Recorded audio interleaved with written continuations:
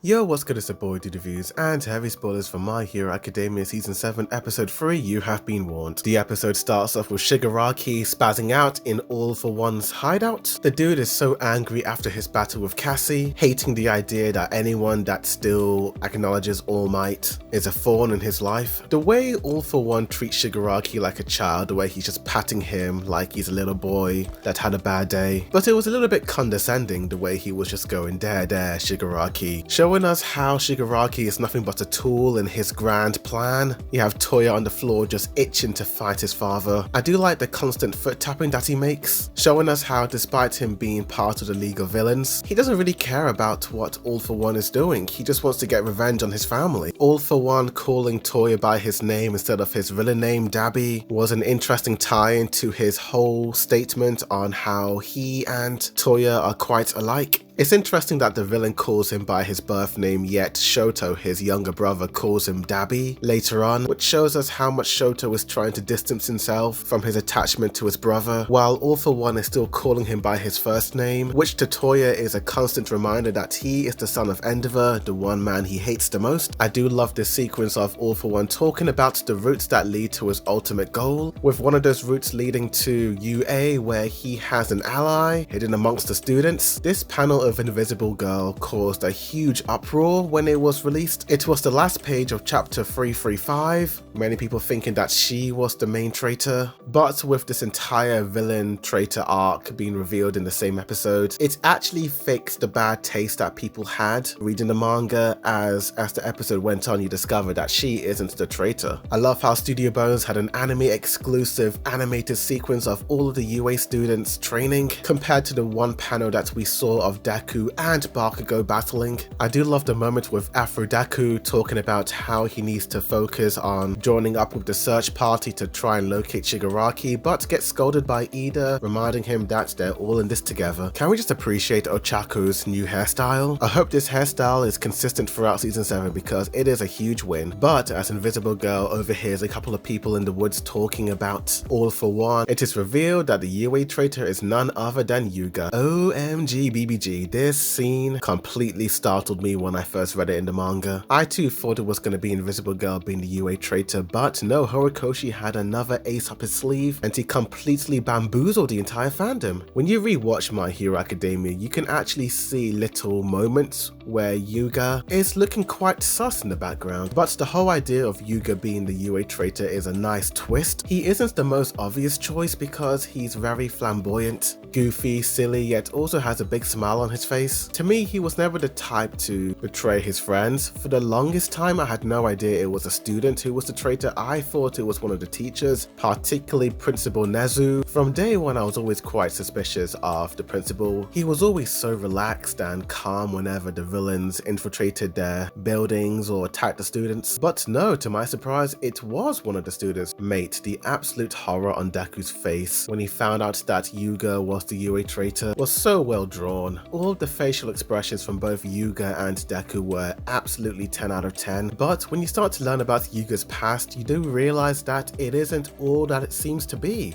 I mean, the moment you see Yuga crying, you know that this dude wasn't 100% in the wrong. He was nothing more than a poor, unfortunate victim. His parents, being incredibly rich and wealthy, wanted to give Yuga everything that they can possibly give him, but finding out that their son was quirkless devastated them. It seemed to devastate them more than it did Yuga, as they were quite concerned that this kid would get bullied. Their parents always getting their way and always being on top. They did not want anything to hinder that. I feel like at the end of the day, this was all for status. Yuga's parents wanted their son to be a great hero as he came from a wealthy family. While I did love the animation sequence of All For One giving Yuga's quirk, I thought it was really scummy of him giving this type of quirk to Yuga. He had to give him a quirk that gave him a lot of stomach pains, showing us how nasty and despicable this guy is. Deku decides to tackle Yuga to the ground to make sure he doesn't escape with his parents, and you can see all of the emotion running through Izuku Midoriya's face. The horror, the anger, the sadness, and the pain. The manga did this aspect a little bit better when it came to the similarities of Deku and Yuga. Most of the time in the manga, you'd always see Deku and Yuga in split panels side by side, showing us how these two are nothing more than two sides of the same coin. I love how all the UA teachers and students all all had different reactions to Yuga being the traitor. They were all shocked, but their expressions were very different from one another. All Might has this feeling of shock yet disappointment in himself as he couldn't foresee this event. I'm sure deep down All Might would have done anything to have prevented this from happening, but he just didn't know. Principal Nezu just looks defeated in this moment. He feels like he failed his entire school. Most of the UA students like Ochako, Shoto, Denki all look absolutely saddened by the news that one of their own betrayed them. But then you have characters like Katsuki and Ida that look pretty calm in this situation. Ida, being the class president, has to keep a calm composure for his class. Kachan, on the other hand, seems to be the most open-minded about the situation. He is the first one to point out the similarities between Deku and Yuga, two quirkless boys who got their hands on power from the ultimate hero and the ultimate villain. Speaking about All For One, damn, knowing what All For One will do to anyone who betrays him really made the entire situation really unfortunate for Yuga and his parents. They really had no choice in the matter, and it's a bit heartbreaking hearing Yuga calling himself a rotten villain. But I love Deku in this moment, telling him that, yeah, despite him betraying the class, he still helped them regardless. I think Deku is reminded of what happened to Lady Nagant, and I think this is the culmination of everything My Hero Academia has been trying to say up until this moment, and Deku perfectly explains it in this one statement: just because you commit a crime doesn't make you a villain for life. If you're willing to change and turn a new leaf and help people, then anyone can be a hero. And I think Katsuki in this moment is reminded of when Deku reached out to him when they were kids, and I think he understands what Deku meant at this moment. It's like my boy Dumbledore always says, it isn't our abilities that define who we are, it is our choices. But with All For One being so concerned with Shigaraki and his plans, it looks like the UA guys have an upper hand, as All For One has no idea that the UA students know about Yaga betraying them, so it looks like they are going to use Yaga to get to All For One, which will be an exciting turn of events. But overall, this episode was well written. The twist shocked me when I first read it in the manga, and I think this is the part of the manga where I stopped reading, so from next week's episode onwards, I will be anime only, which is going to be an exciting experience. But this episode was well made. I love some of the character designs, particularly the slight reveal of Invisible Girl. The colors well and truly leaped out of the screen, and for that, I want to give this episode a 9 out of 10, and I'll give it an A. Tell me in the comments down below, what did you guys think of the episode? Did you like it? Did you hate it? Were you shocked by this plot twist or not? Tell me. Like for more My Hero Academia videos, as well as other anime updates and all that jazz. But thank you for watching, and as always, a boy Dude Review signing out.